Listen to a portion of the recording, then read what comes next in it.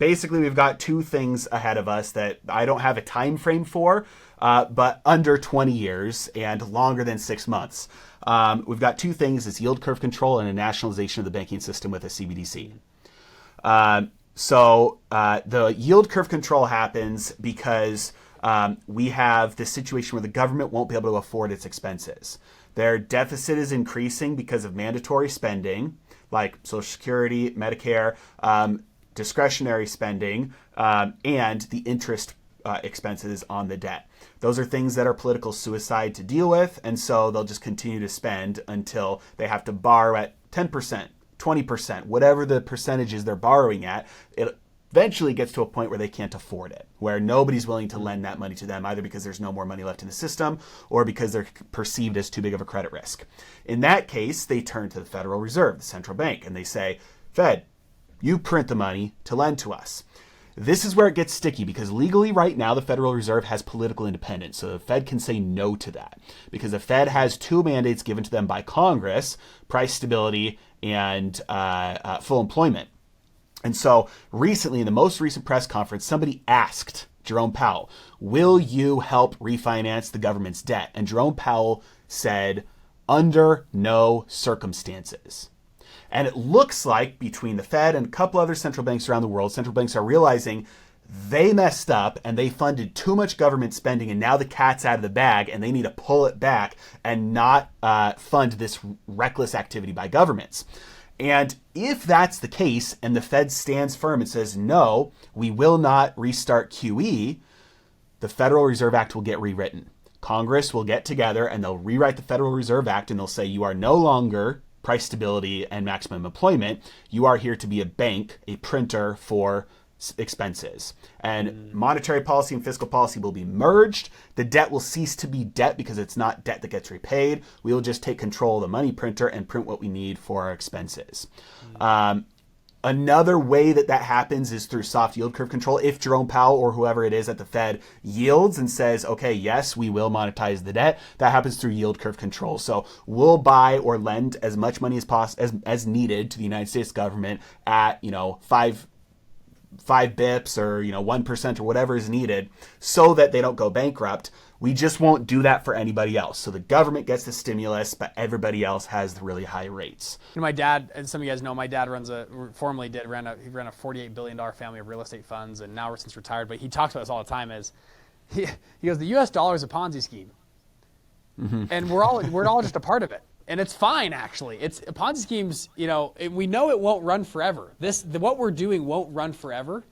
But he goes, I don't know if it'll end in 1 year or 20 years or 100 years. It could keep running for a long. I know Ray Dalio's got his book and everything. He talks about the cycles and everything. But, and then you think about this deleveraging, and then you look at other countries, though. But the question always comes back to, compared to what?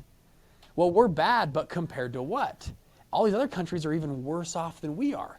They've been doing this at even a worse level than the United States has. Not every, well, maybe I haven't looked at every country. I would assume almost there was a couple that haven't, but almost every country, major nation on earth, has done this. And so then the question comes back to, well, what did they do? Like, how do you get out of this situation? When the Ponzi scheme unravels, what does it unravel to? And I think you just pointed out a very good probability. Yeah, maybe it would. That's actually a great option. Maybe they centralize, they rewrite that act, and they centralize it into one essentially bank that funds the government. That would be one way to get out of that. And then if anybody wants to come after the United States, they say, well, you and what army?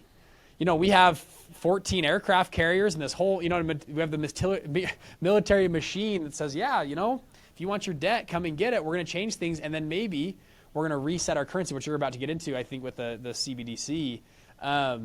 It's not a terrible plan, actually. If you're looking at a way to get out of the situation, what are your options? I think this is actually a very viable option. And I don't make the decisions. I don't think Joe makes the decisions. We're just kind of saying, I always try to just say, well, if there's a wave coming, I'm just going to go with the wave. We can argue till our faces turn blue if it's right or wrong or the dangers, but I'm not the one making the decisions. I'm the one that I need to just front run and get in front of what's going to happen. That's at least how I approach things on a macro scale. So, Joe, keep going on this. I want to hear what that then turns into. Yeah, I 100% agree with you that none of what I've said is prescriptive. I'm not saying I think this should happen or I want it to happen. I'm just saying, based on what I see, this is probably what's going to happen. Now, you mentioned like the dollar is the cleanest shirt in the dirty laundry hamper, right? Yeah. Typically throughout history, Ray Dalio talks about this as well, that when you get to the end of kind of a reigning power, one of the last things, there's a couple things that last towards the end when everything else has kind of gone away. It's still the financial center of the world. It's still the reserve currency of the world. And those two things kind of last the longest. And so when you find yourself asking the question, well, who they're going to give up the dollar, but for what? Like, there's no other alternative. The defense for the dollar is no longer, hey, well, America is the wealthiest country. It's the strongest country. It's the, it's not, economically, it's not the, it's not the richest with the, the best debt to GDP or any of that. So there's no fundamental backing to it other than, well, there's no good alternative. That's actually a signal of it being, near the end. And that could be a multi-decades long, period of time, but it's still not a sign of strength. It's a sign of opportunity for newcomers. The nationalization of the banking system is kind of goes along with that, because once you step in, I call it the regulatory roller coaster to tyranny. And you start off by Greenspan trying to save the economy, blunt the effects of the dot-com bubble with a subsidy, basically lowering rates. Well, that causes excess and risk taking in the housing market, which causes a crash. So you have to rescue that with a bigger rescue. But then you're bailing people out that did all the bad things, and so you come in with new regulations to try and prevent that in the future. Those new regulations make it harder to make money in the old way, so that money spills out to other ways that then causes excess risk that you have to subsidize once there's a crash. Regulate, subsidize, regulate, subsidize, regulate, and you get to this point where now nothing can happen that is not explicitly prescribed by the government. Whether implicitly or explicitly, you have an eventual nationalization of the entire banking system. And yield curve control is part of that. The other part of that is a central bank digital currency, because we're getting to a point now where banks are still collapsing. Bankers are still making a bunch of money. People are going to start getting really upset with that again, especially if they end up losing money. So you get this dissatisfaction with this the socialized losses and the privatized gains. So this has happened many times. Governments just nationalize the banks. You end up with 6 big banks, and they're all controlled directly by the government, probably under the Fed. And the easiest way to do that is a central bank digital currency. Because at the end of the day, today we have ledger money. That's what money is. Every bank has its own ledger. Ledger is just a list of account numbers, how much money's in that account. Yeah, we're already doing that. We're already doing it. That's what ledger money is. So what would be easier? We have 2,000 different ledgers held at each bank, or unify it all under one ledger at the central bank. Obviously, that would be easier. They'd be able to implement monetary policy easier, taxes easier, rationing on X, Y, and Z when there's a shortage because people are buying too much of it easier. So obviously, you can spill over into tyranny really easily. But if there's enough of a crisis, people are willing to accept any handcuff as long as it comes with a handout.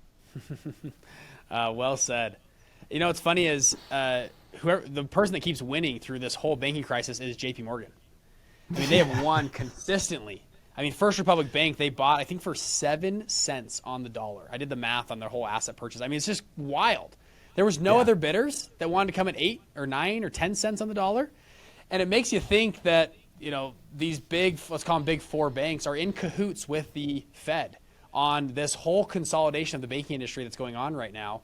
And potentially for exactly what you're saying, I think it's spot on.